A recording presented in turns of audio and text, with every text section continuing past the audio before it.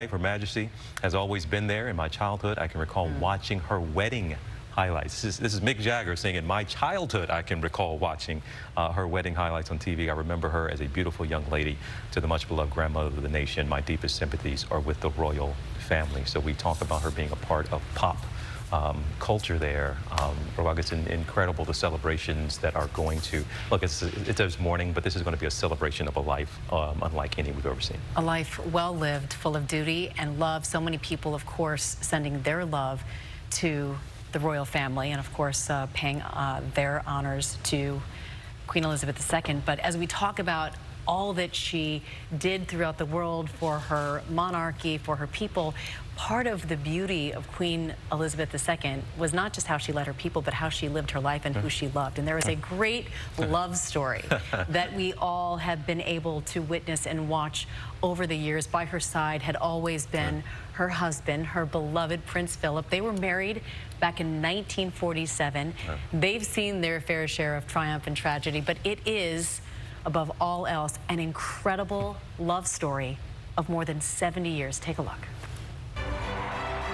Queen Elizabeth's love life can be written in one line. She fell in love at age 13 with Prince Philip, royalty from Denmark and Greece, an 18-year-old cadet in the British Royal Navy with the war coming on. They met several times during the war when she was still a teenager, and I think it's clear that she never had eyes for anyone else. I think they must have had real attraction. It must have just been bam. And over the course of the next few years, they exchanged letters, they wrote to each other regularly. Her family was slightly alarmed, but much more alarmed were the court, who thought, penniless Greek prince. Oh, no, thank you. Today is Victory in Europe Day. When the war was over, Elizabeth had her own battle to fight.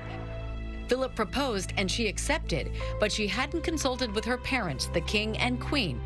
They were unconvinced. Philip seemed too outspoken, rough, had lots of German relatives, and that was difficult right after the war. Her father asked her to wait to see if her feelings changed. It took about a year, but the queen was determined, the future queen. And she basically said to her father, look, I'm 21 now. This is the man I love. I am devoted to him. I want to marry him. She got her way and got her prince. Their wedding was close enough to wartime that she needed ration coupons to have her dress made. But no problem with the cake. 9 feet high, 4 tiers, decorated with monograms and coats of arms in sugar. And Philip took his place slightly to one side of the throne. Grandfather was, had a very successful career in the military or in the Navy. He gave it all up to do his job and to be there to support the Queen. It must have been quite difficult for him being in the sort of shadows and being the support. As extraordinary as it was to have a woman in that position in the 1950s, it was almost unheard of for a man to give up his career for a woman and walk 2 steps behind. As we saw in The Crown, Philip and Elizabeth, we imagine, had to resolve the peculiar nature of their relationship, particularly at a time when you would not assume a man would defer to a woman. But because she was the queen and he was not the king, she was his ruler in addition to being his spouse. Are you my wife or my queen? I'm both. I want to be married to my wife. There's a famous quote by Prince Philip where when he met someone once at an engagement, this person said to him, oh, my wife is much more clever and important than I am. And Prince Philip replied, well, we have that problem in our household as well. Known for his outspoken manner, Prince Philip told one biographer that the secret of their long-lasting marriage was he could make the Queen laugh. He wore a full uniform each year at the annual Trooping of the Color. That's him, and apparently could set her giggling with just one look. Why do you love him? He makes me laugh. He makes me laugh. So if Prince Philip makes Queen Elizabeth laugh, rock on with your bad self. By the way, if Philip was her true love, it's clear that she also lavished affection on her beloved corgis. They came into her life just about when Philip did. The original dog, Susan, was a gift for her 18th birthday, and Susan even came along on their honeymoon. After that, corgis were a part of the Queen's entourage for more than 7 decades. Through the years, 14 generations of descendants from Susan, plus others. If Philip wasn't there, some said that the Queen, a quieter person, would use those corgis as a conversation starter. It was clear she depended on her outspoken husband. In the days around their 50th wedding anniversary in 1997, each of them spoke. The main lesson that we've learned is that tolerance is the one essential ingredient of any happy marriage. It may not be quite so important when things are going well, but it is absolutely vital when things get difficult. And you can take it from me that the Queen has the quality of tolerance and abundance. He is someone who doesn't take easily to compliments, but he has quite simply been my strength and stay all these years. And I and his whole family, and this and many other countries, owe him a debt greater than he would ever claim, or we shall ever know. Prince Philip stopped most public appearances in 2017 at the age of 96. He died just weeks short of his 100th birthday. They had been married for 73 years, in love for even longer. The Queen had never reigned without the prince at her side. It really was a remarkable love story to witness, and someone who probably got to witness a lot more up close and personal than any of us. Elsa Anderson, former press secretary to the Queen, she is joining us once again. And Elsa, I know that you were able to obviously serve your Queen, but also see her in a way that many of us didn't. If you would, talk about some of your reflections of that love story we're talking about between Prince Philip and Queen Elizabeth II. Oh my golly, they were the perfect team. I witnessed so many engagements where people would want to see the Queen and there'd be barriers up, and Prince Philip would go and lift children over the barriers to introduce them to the Queen so they could give her bouquets. I mean, he was just the most incredible support to her through thick and thin, and there was no ego to him. He obviously had his own interests. You know, he was the most extraordinary naval officer. He could have gone all the way in the Royal Navy. He had an exemplary career during World War II, and yet, because of circumstances, he had to give that up, and he supported the Queen, but he forged his own path. You know, introducing the Duke of Edinburgh Award Scheme, which was extraordinary, all the work he did with young people, with the environment, with buildings. I mean, he was a leader of his time, and I know how much the Queen admired him and looked at him for support. And Elsa, I'm curious, upon Prince Philip's passing, what was that like for the Queen? Oh my golly, but of course, and I'm sure your viewers would have seen during those iconic images during the funeral service. It was during the pandemic. There were only a very small amount of people allowed to go to the funeral service at St. George's Chapel at Windsor. So you had that incredibly distressing and sad image of Her Majesty the Queen in her facial mask, sitting on her own, mourning the death of her most beloved husband. And I challenge anyone who did not feel extraordinary sympathy and love for the Queen during that time. It was so hard.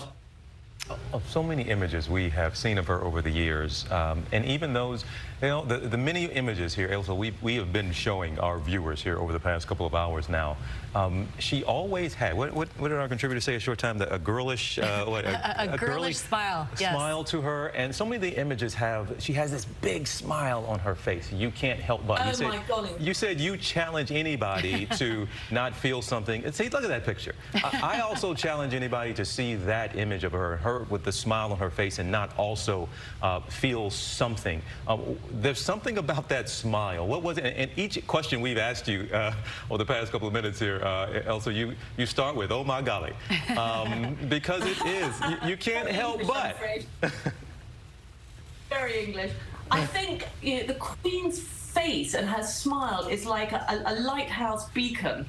You know, it just lights up her whole face. And when she's talking to you and she smiles at you, you think you are the most important person in the room, you know, in the world. You just think she just had the most, golly, that's going to get somebody to get used to, isn't it? She had the most extraordinary ability to make you feel super special and the only person that matters. And that's a real gift. She had that gift. And we certainly appreciate you sharing some of those really personal stories that you had with Queen Elizabeth II and sharing her with us. So we thank you very much. Elsa Anderson, we appreciate you. And for those of us who may be just joining us, almost 3:15 on the East Coast here in the U.S., it was 7:30 a.m. Eastern Time when we first got word this morning that, in fact, that the Queen was in declining health. An official statement that many called unprecedented that the palace put out, saying the doctors were, in their words, concerned and that she was being monitored. Then hours later, which was just a few hours ago, we got the official word that, in fact, Queen Elizabeth II has passed away at the age of 96. Prince Charles, assuming the throne now, is going to be called King Charles III. We have been getting used to not calling him Prince. That I think we should be. We've both done it a couple of times, but it is King Charles III. The third, yes. But of course, the Queen has been a symbol of strength and British resolve. Her reign spanned 70 years, the longest in British history. Buckingham Palace revealing the Queen did die peacefully at Balmoral, her home in Scotland. Again, that statement this morning was really incredible. Again, all of our palace watchers, they use that word unprecedented because they usually don't put anything out like this. And with that type of specificity in terms of their concern, and the image here we saw a short time of them putting that statement out. Yes, and in the tradition, of course, that is the palace, this is how way back when you would get word of a birth or a death. And so in keeping with that tradition, you see there at Buckingham Palace, it also happened at Balmoral. At the gates, they put the official announcement of the Queen's passing at the age of 96, saying that she died there at her ancestral home at Balmoral Palace for everyone there to see. And so many people have gathered there at Buckingham Palace now, paying their respects to Queen Elizabeth. She certainly affected and impacted not just the people of her country, but around the world. We had President Biden saying that she was so much more than just a monarch, and she defined an era, and so many people would concur with that around the world. In fact, we have ABC's Terry Moran taking a look back at her extraordinary life. She was simply, to millions around the world, the Queen. The most famous woman of her time, from her coronation in 1953 to the outpouring of affection on her Diamond Jubilee, marking 60 years on the throne.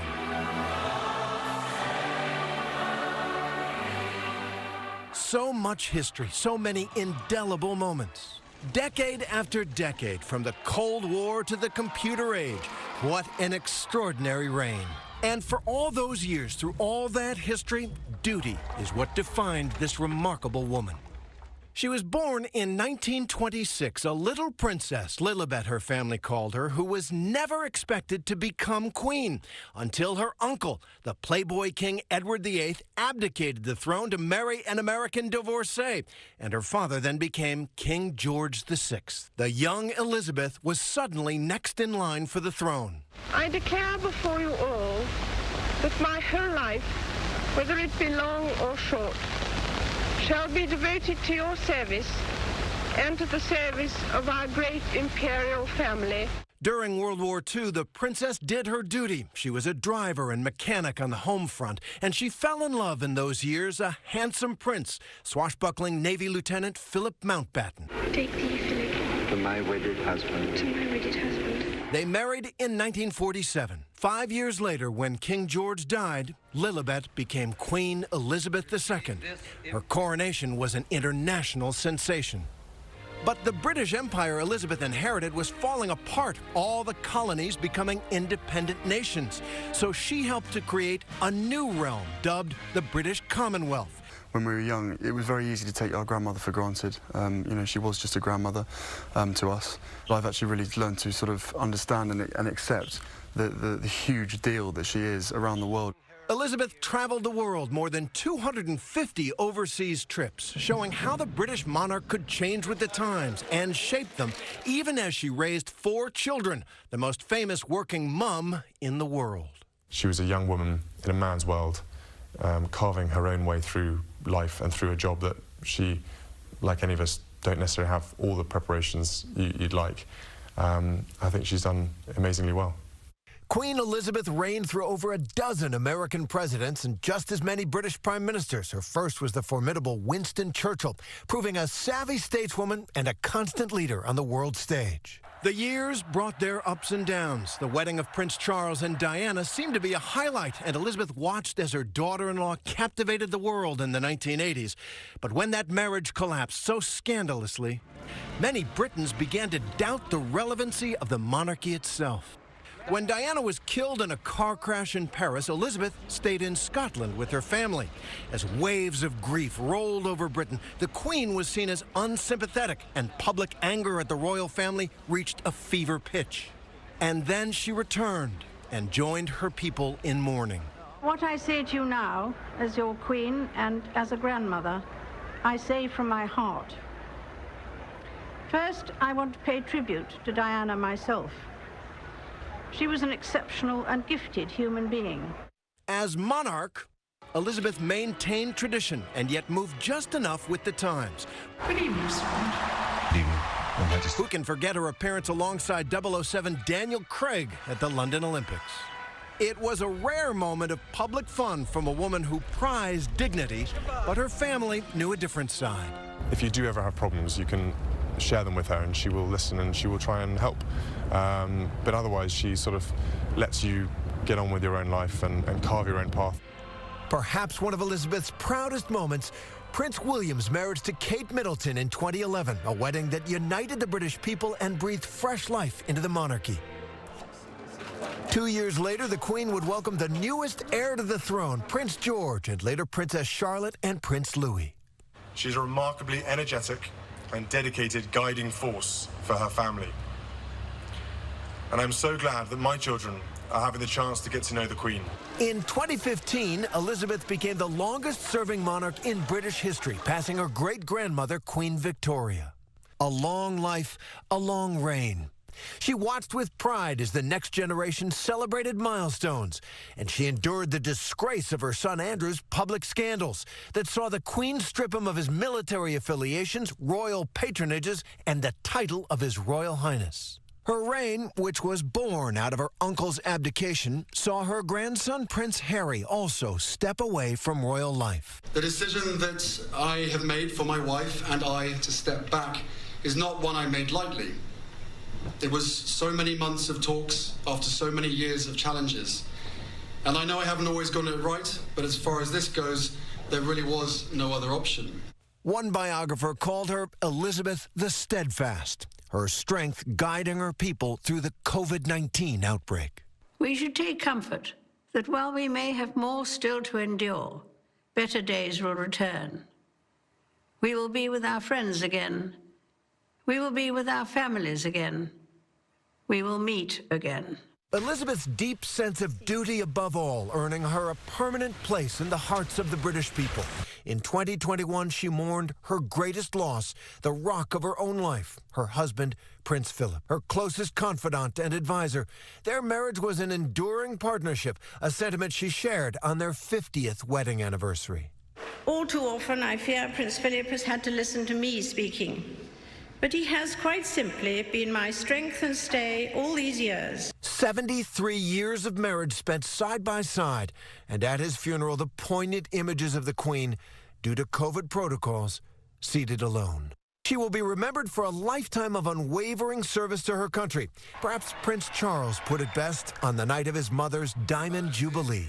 As a nation, this is our opportunity to thank you and my father for always being there for us, for inspiring us with your selfless duty and service, and for making us proud to be British. The Queen is dead.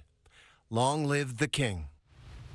And Terry Moran joins us now. Terry, you were an American, moved over to live and work in London, and you had the honor and the privilege of covering the Queen. And curious about your reflections on the passing of this incredible monarch.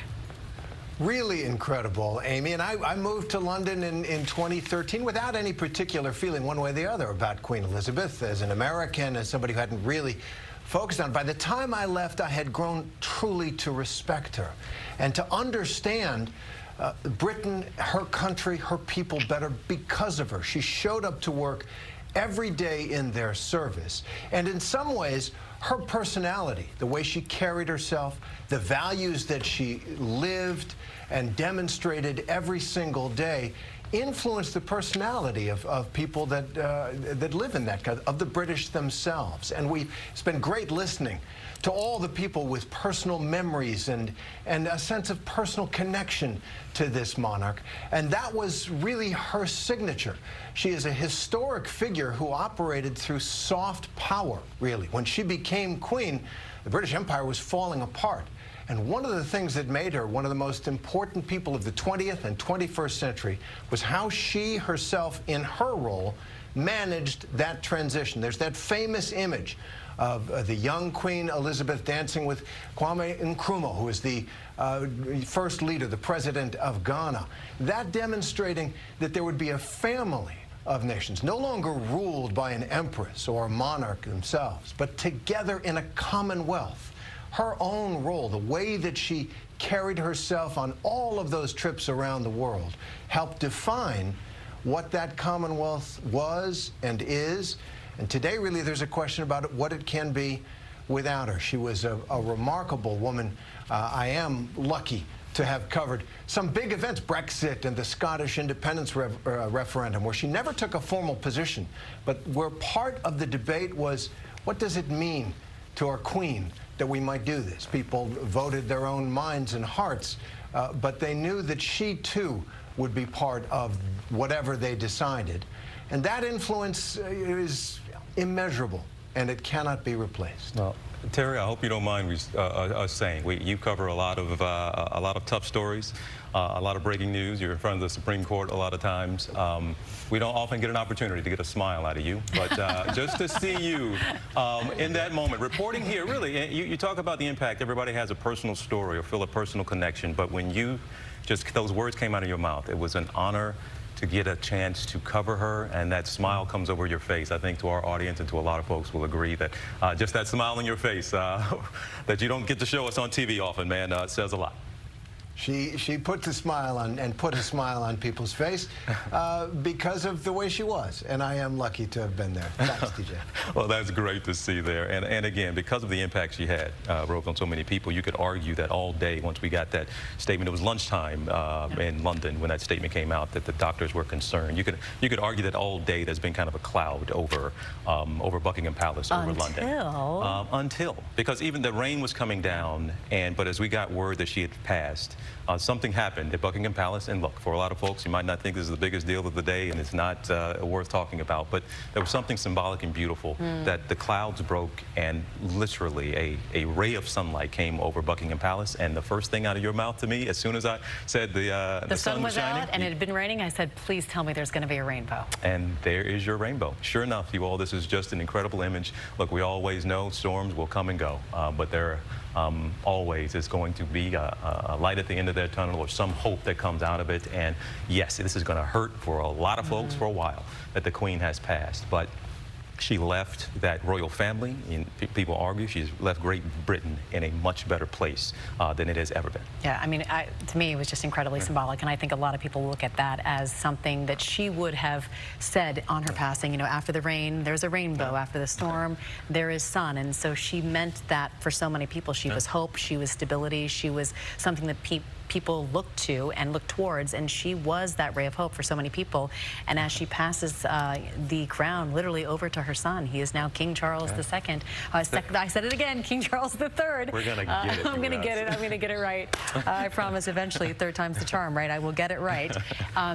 But it was a beautiful sight to see. And also back here at home, here in the United States, there was a bit of a tribute played to Queen Elizabeth II. The New York Stock Exchange there had a moment of silence. You can see there, this is a very rare occurrence here, the New York Stock Exchange, to have silence. It's usually very chaotic, it's very loud, but you can see there the men and women of the Stock Exchange paying their respects to Queen Elizabeth II. on this day of her passing. And we talk about paying respects, and so much has been talked about how she ruled and her personality and how warm she was. And we talked about this earlier, and many of you may remember, but thank you to our staff here in the control room. The moment you talked about, it had to, I really do believe for a lot of people, there he is. This was the moment during the Jubilee when the family came and joined her, and her little great-grandson, Louis, she was just chopping it up with her great-grand. This was really maybe the highlight of the Jubilee for me. It was adorable. He was there, so excited, watching really an impressive flyover. I was kind of excited too, doing a similar thing, but he's right there with his great-grandma, and then you'd see him ask questions and she would answer them, and as she is being celebrated around the world to do something that no other British monarch did, which is to serve her country for 70 years, she was taking the time to interact there with her great-grandchild Louis. So he did steal the show, but also she warmed our hearts by seeing her reaction to him as well. I think that's what it was, because as we were going over, there was some concern for the Jubilee and all the events that had planned. Like this 96-year-old, we know she has mobility issues. Is she going to be able, that's a heck of a schedule for her to keep up, even though she kept a major schedule over the years. And then she came out there, and if you saw that image there, folks, of her there, she was smiling. It made you feel good that she's 96, and man, she looks good. And she stood there 20, 30 minutes on that balcony. That's true. In front of the world. And she did it with her family by her side, her grandchildren by her side. And as we all talk about mourning the loss of such an incredible icon, it's important to remember that there is a family out there mourning the loss of their mother, their grandmother, their great-grandmother. So to help remember the Queen by those who knew her best, here are some of her royal grandchildren in their own words about what made their granny so special. Imagine that when you went over the river and through the woods, this was the grandmother's house you went to, Buckingham Palace. Thinking big about Granny's quite easy because she's this incredibly passionate lady who has sort of transcended every generation. And you know, we're very lucky that not only do we get to think about her as an incredible queen and an incredible leader, but also as an incredible grandmother. For someone like me, growing up sort of with the Queen as my grandmother, you look back at history and go, you know, has she really done this? Is this really happening? I think the significance comes in the future when you look back and go, this was her reign and this is what happened, and how impressive is it?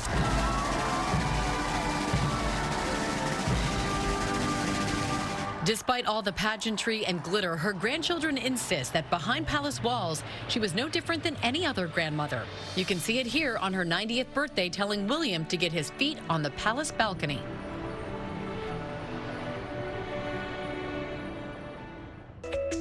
Great-grandson George called her Gan Gan. We look up to her like any granddaughter would to their grandmother, with a little bit of added something. I think it's always, when we're doing family time, we always have fun. There's sort of different dynamics in every family.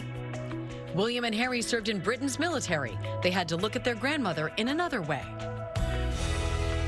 Because of my time in the service, the utmost of respect that I have, not just as a grandmother. You know, she was my boss for 10 years, and I viewed her very much like that. But after his military service was over, watch what happened when grandson Harry made a promo video for his charity, the Invictus Games for Wounded Warriors. He got the Obamas to play along, and Granny. Remember when you told us to bring it at the Invictus Games? Careful what you wish for. Boom. Prince Harry knew only one response could one-up the White House. How did you approach your grandmother? I didn't want to have to ask the Queen, because I didn't want to, you know, back her into a corner. But when I showed her the video and I told her, she was like, right, what do we need to do? Let's do this. Oh, really? Please. Boom. What goes on behind closed doors in anyone's life, I think, should be private. So she's cut that balance quite well. There's little moments where we can be just us, very small family, just doing little things like playing cards or whatever we do, and she likes just having her time to do that because it's the time when we all can just kind of hang around together, and it's quite nice. She taught her granddaughters a British card game called Patience, which is the most difficult game ever, and I don't have very much patience. So when we play, it's quite funny because she'll sit there for a good hour and a half, and I'll sit opposite her, and she'll win a fair few times, and I'll just be like, we've grown up all our lives going to Balmoral and Sandringham for Christmas, and it's the most incredibly special time for us because we have that time just with her and our family as just ourselves, not with the whole world watching. In Balmoral, where we go in the summer, there are the most incredible wild raspberries all over her estate. So when we were little, we used to go with her and pick the raspberries, and then we used to have the jam at tea. Just as the Queen supported them, they tried to be there for her. When the Royal Yacht Britannia was decommissioned in 1997, the happiness, she was incredibly happy travelling on Britannia, and it was a really emotional day for her to sort of be at the decommission ceremony. And I think it was one of the very few times that she's sort of cried in public. Princesses and princes may live in a different world, but like anyone else, they take their life lessons from their grandparents.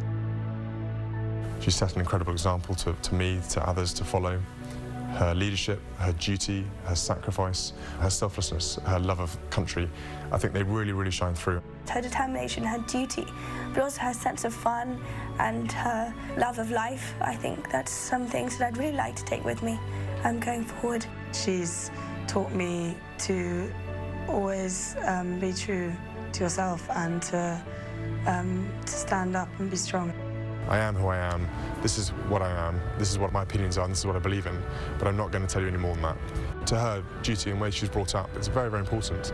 She puts her own personal feelings and her own personal thoughts to one side and goes, what's for the greater good, what's for the country's good, and in some cases, what's for the world's good. And I think regardless of whether she was the Queen or not, I think everyone and anyone who's committed themselves to public life like this or has dedicated themselves to duty, I think they deserve a massive pat on the back and a recognition towards it. That example, if people took just a tiny bit of it away in their own lives, I think the world would be a better place. A lot of people have said that she did make the world a better place. It's our pleasure now to bring back Alistair Bruce, because this is a man who had so much opportunity to actually see the Queen, not just in her royal duties, but with her family members. And so Alistair's joining us by phone, and I would love for you to just reflect and tell us some stories about the Queen with her grandchildren, with her great-grandchildren. What kind of a granny was she? What did you see? What did you witness? Well, you heard them say it. I think that they found her guidance wonderfully present. You see, she recognized that because she was Queen, her children, her grandchildren, and her great-grandchildren all had to face a very different kind of world from most people, because that world would be interested in them. And she'd known what that had been like for herself, and she was brilliant with encouraging them. It was her encouragement that I think was her great watchword with each of them. All of them, turned out to be the different people that all human beings do. But in each of them, she found a treasure, and she was eternally forgiving, always welcoming, and loved to see them succeed. Now, success can come in different ways, but whatever their success was, she always had to hold this line of being the monarch, holding to the traditions, maintaining the constitutional requirements. And yet, she knew that the next generation was imperative, because she had only become Queen because she was George VI's eldest child. And so she knew that that was part of how everything worked. But her kindness, her joy with them, the way she would just play with them, take them riding. She used to love taking the young ones riding. And I think it was always rather sad when any of her children or grandchildren showed a lack of interest in horses, because she adored them so much. But at the same time, she just was an encouragement. Alistair, you talk about the encouragement and things that she did behind the scenes, but also that the example she set. What do you see in her kids and her grandkids as you watch them in their lives, their public lives, a lot of ways, that you look at that and you go, yep, you got that from Grandma, whether that's how they go about their service or maybe even in some of their personalities? Well, I thought that Prince William's comment was rather interesting, where he said that she'd tell you what she thought and how she saw things, but she'd leave the rest up to each of her grandchildren. And I think that was her skill. For her, she was brought up in a different time, a much more deferential upbringing entirely, and she knew that they were facing different pressures. And so I think that at the same time, when she was giving them that encouragement, she was always trying to make sure that they understood that there was a greater calling, that there was an expectation. This is not about celebrity. This is about being a servant. And the reason when you say the words the Queen, there's only one you think about. There have been other queens in the world, but the Queen means Elizabeth II. And for the grandchildren of the Queen, it's quite something to have in your family. And it's quite something to carry that without it in any way becoming something against which, as a young person, you might want to trade or to benefit or to do better by yourself. Because the Queen was never about that. She never did anything for herself. But at the same time, the Queen understood that people are under so many different pressures now. And the world has changed. And all of it. You just saw her love and welcome to see them back. And literally, in the last few weeks, the Queen has had the majority of her family with her in Scotland. What a wonderful last few weeks she's had on Earth, surrounded by her family, the people who she absolutely loves, while still every day going to those red boxes and completing her role as head of state of many nations and head of the Commonwealth. Alistair, it's interesting you mentioned that the Queen was acutely aware that this role and the royal family was not about celebrity, and yet, as you say, the times changed. There was incredible public scrutiny. The press, just the constant glaring eye of everyone was on not just her, but on her children and on her grandchildren. How did you see her navigate that with them? Well, I think that, again, quoting Prince William, she sort of told them how she saw the world and then had to encourage them to deal with it themselves because, you know, she was not the right generation to provide the map, except that selflessness works jolly well in public life. If you put yourself last and people look at you and see that your own interests are the last thing that concern you in your public life, it's a jolly good template. And I think that's what Prince William was defining. And, you know, everything moves on now. We have a new king. Prince William, who you call the Duke of Cambridge, is now the Duke of Cornwall and Rothesay and Cambridge. All the titles move on. And this is what the Queen ultimately has prepared her son and her grandson, and ultimately her great-grandson, Prince George, for. It all moves on a notch. And hopefully she will have done her best to encourage them all to deal with what was such a shock for her when she came to the throne on the 6th of February 1952. But what more could she do? She couldn't have done more. Alistair, we certainly appreciate your insights into Queen Elizabeth II's life, who she was, not just in front of all of us, but behind the scenes, and you were privy to that. So thank you for your time today. We appreciate it. We want to turn now to our royal contributor, Imogen Lloyd-Webber. And Imogen, I know that you also have so much knowledge about the Queen and the royal family. And we're talking now, of course, we're honoring her life and celebrating what she gave to the world. But also part of what she gave to the world is this next generation of royals. What is that going to look like? How are things going to change? What is her legacy as it pertains to the family members who will step up into these different roles now since her passing? That's a fascinating question. One of the reasons why Americans are so fascinated by the royal family is that they are a family, but they're also historically consequential. And over the past few years, the Queen has been preparing us for the post-Elizabethan age as her four children, her 8 grandchildren, and then there's a dozen great-grandchildren who've been have been stepping more onto the public stage. She stopped doing long-haul travel quite some time ago. Investitures have been being done by Prince William, by the Princess Royal, by King Charles III now. And then it's a slightly overcoming moment for me here, reporting on this. But the Queen was the most experienced diplomat in the world, but she was also determined to prepare us for that post-Elizabethan age. You know, Imogen, it's okay. If a lot of people are having, you're not the only one, right? To just take a moment. It's okay here with us to, because even though we've been talking about Imogen, her health for so long, this is still for a lot of people came as a shock. So can I ask you, what was it like for you today when you heard that, when you got that first statement that doctors were concerned, and then finally to get the news that in fact she has passed? Just what were those moments like for you? We sort of knew this morning what was coming. There was a feeling very much in London when we were all covering the Jubilee that this would be the last happy event around the Queen. And she didn't do as many engagements as she would have liked over the Jubilee, so we knew. Today, Britain has lost, I have lost, this symbol of national unity, identity and pride that I have known my entire life and that the world has known for most their entire lives. The Queen is figurehead to a third of the world, to 2.5 billion people. She's head of state to 15 countries. Now, of course, some of that may change. We don't know how the Commonwealth will look with King Charles III at the helm. The Queen, as I said, has done the best to prepare for everyone for the post-Elizabethan age. But it is a shock. And it will be a shock on some levels to the family. The family are going to have to deal with this loss in a very public way.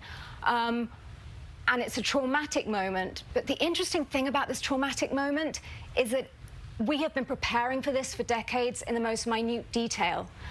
So unlike when Princess Diana died, which was a massive shock to the world, and they ended up using the Queen Mother's funeral plan, the Queen's funeral, what we're going to see over the next 10 days, has been planned to the letter. It's a very odd time, but I've lost today, you know, the grandmother to the nation, and I know my granny, aged 99, almost 100.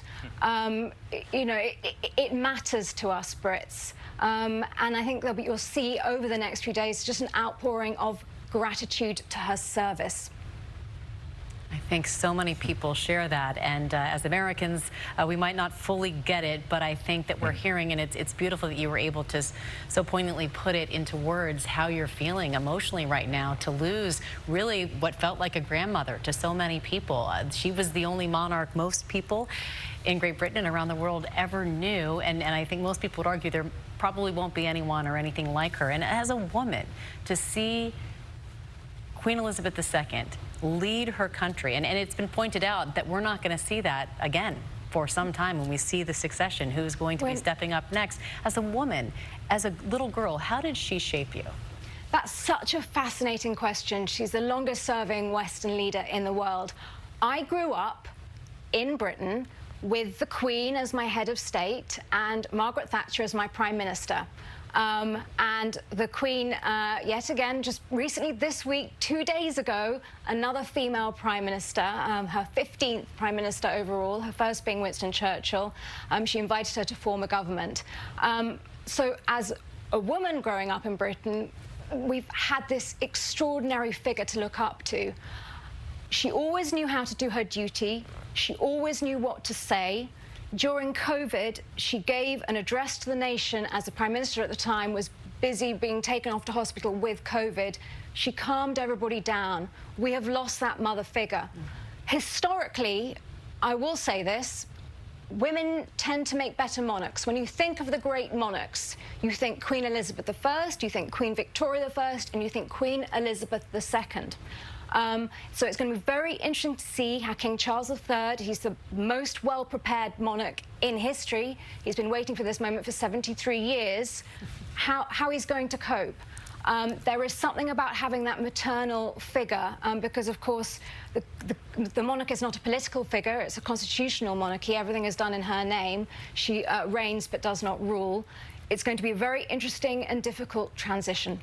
Well, Imogen, we really, really appreciate what you had to say. It definitely struck some chords, I think, for a lot of people, and then to see your passion and to see your heartfelt words, to hear them, it was an important part of our coverage. So thank you for being with us, Imogen. And Ahmed Scobie, another one of our royal contributors, I want to bring you in here. Now, can we pick up there on kind of what she's talking about? And right, nobody's going to argue that point, right, Ahmed, that women make better monarchs, okay? That is not going to be argued at all today and on this set. But with Prince Charles, oh, goodness gracious, King Charles, Charles III. King Charles III now. What do you, look, he has to lead the nation through a period of mourning here now. There's a lot of events planned. And again, they have this plan down to the T, as she was just saying. But what would you say are one of the first priorities he has to know he has in leading this nation now through this moment? What is up at the top of that list of things he must do? Maybe not just officially, but even maybe emotionally to help his nation through this? I mean, I think the most important thing, and we'll see much of this over the next 12 days, is visibility from Charles. It'll be his job to guide the nation through this mourning process. And of course, his reign, you know, we can't beat around the bush. It will be short. And I think one of the things that sits central to that reign is keeping the legacy of his mother alive. I think we'll get to see in his work how much he shapes and influenced and inspired him in the work that he does. And of course, he'll add his own twist to that too. But I think that her memory will stay alive very much throughout the years that he lives as King Charles III. And of course, it'll also be the grandchildren that also continue to keep their grandmother's legacy alive. Of course, we hear how the family are all gathered at Balmoral at the moment. That's a really poignant location for them to be, because the summers at Balmoral are the one time that the family, great-grandchildren, grandchildren, and the siblings can all get together and just be a normal family. And I think they're getting that moment today. Of course, we've heard after the announcement Prince Harry arrived at Balmoral Castle to join the rest of his family. Of course, everyone racing up to Scotland at different times. And so I think right now they're getting that private moment before they all become sort of step into their roles as working royals, or at least public figures, to then keep the Queen's legacy alive and aid and guide a struggling nation that have sort of lost their linchpin. The central anchor, the sort of fabric to our nation, is no longer with us. And I think that that's going to be the challenge for all of them over the days ahead. Yes, and Elman, they have that private moment right now.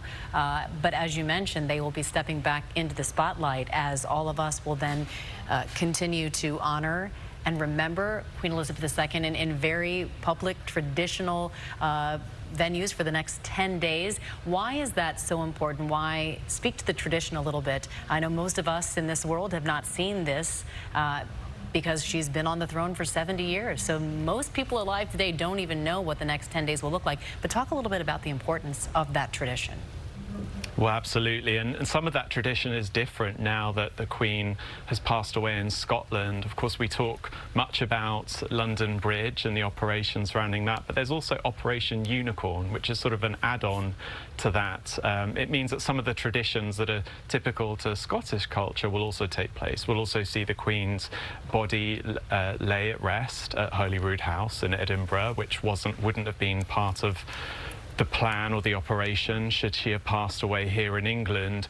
But of course, we'll see some of those public moments begin tomorrow. The bells ringing at Westminster Abbey. We'll also see guns fired across the country. There'll be many of this sort of pomp and pageantry that we're used to with the royal family. But I think whereas over the years we've mostly seen it alongside royal weddings and jubilees, this is very much going to be with a sombre feeling, and I think that's going to be quite surreal for many of us. Of course, we had a taste of it with Prince Philip's funeral, but that was one day. We have entered a very long period of mourning here in the UK and across the Commonwealth. I think it'll be really interesting to see how across the 36 countries that will be mourning the loss of the Queen today and over the days ahead, how culturally it's different everywhere. And of course, the Commonwealth meant so much to the Queen. It was central to her legacy. And so I think to see not just how people mourn her life in the UK, but across the Commonwealth would be really interesting and so important. Interesting, important, but also in such contrast to what we saw just 3 months ago, the celebration. And so many have pointed out here that that Jubilee celebration, 70 years, that folks knew that might have been that was going to be the last hurrah or the last big celebratory event we were going to see for the Queen.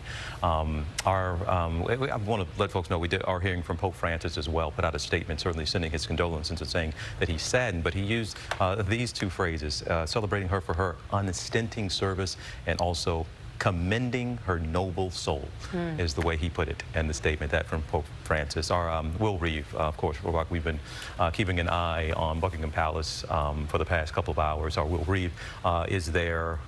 Will, what have the folks been saying? And kind of, you can imagine what the mood has been, but I guess the folks you have been able to talk to, what are you hearing from them?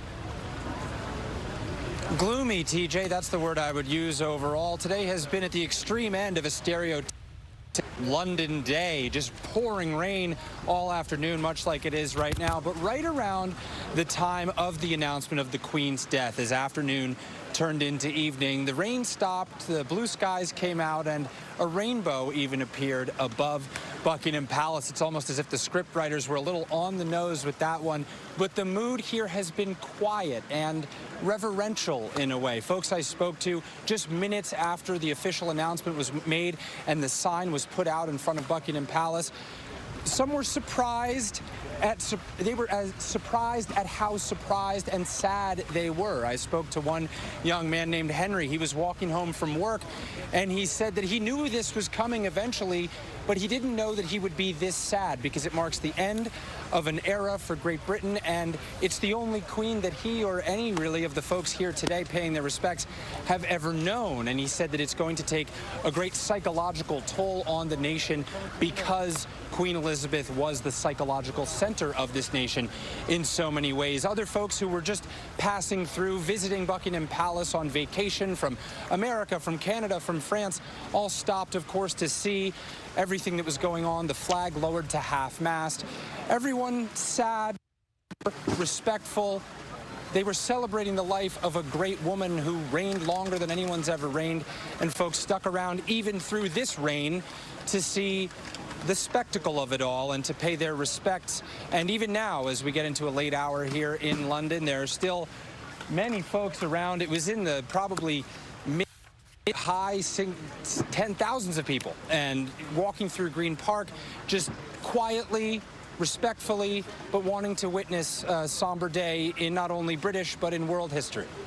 Well, it's understandable. Londoners know a little bit about rain, and they want to be there to pay respects to Queen Elizabeth. Thank you for that. I want to turn now to Robert Jobson. And Robert, as we're winding down our coverage here, I want to just have you quickly talk a little bit about what's next. What's next for Great Britain? What are we going to see there in your country? Well, I have a different view to a lot of what the previous people have been saying. I think this is a moment to celebrate a life, not to mourn a life. I think she had 96 years of an amazing existence. But now that she's passed, the baton has passed to the Prince of Wales, as he was, King Charles III. We'll be hearing from him tomorrow on television when he'll make an address to the nation. And I think people will rally around the new king. It's his time now.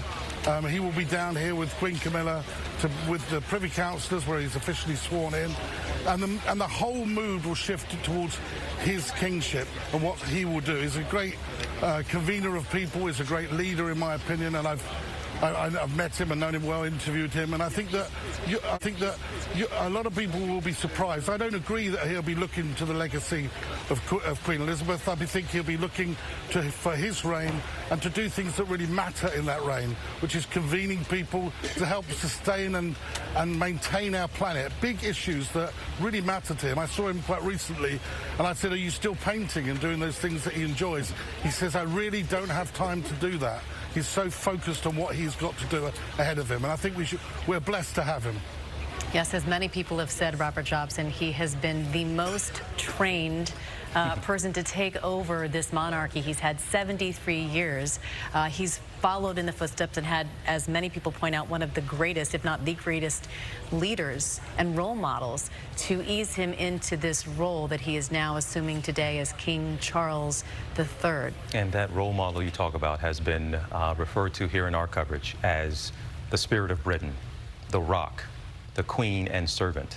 I feel like they have lost their identity, and someone made the point, yes, there have been queens around the world, but when you talk about this one, people say the queen. She's the queen. The queen. And I guess one of the most poignant, and I guess it's summed up best, one of our contributors said, this was the person we knew would not let us down through it all, and that is who the world and who that nation has lost today. Yes, and the world has lost an icon, but her legacy lives on through the children she loved, the grandchildren, the great-grandchildren. The monarchy will continue. They say keep calm and carry on, right? That's what they say, and that's certainly the way she lived, and certainly the way she'd like to see things continue. So we want to return everyone to our regularly scheduled program. For some of you in the East, that is local news. We want to tell everyone David Muir will be back with the entire team for a special edition of World News tonight. You can also tune in at 8 Eastern for a special report, followed by a 2-hour special edition of 2020, Queen Elizabeth II, A Royal Life.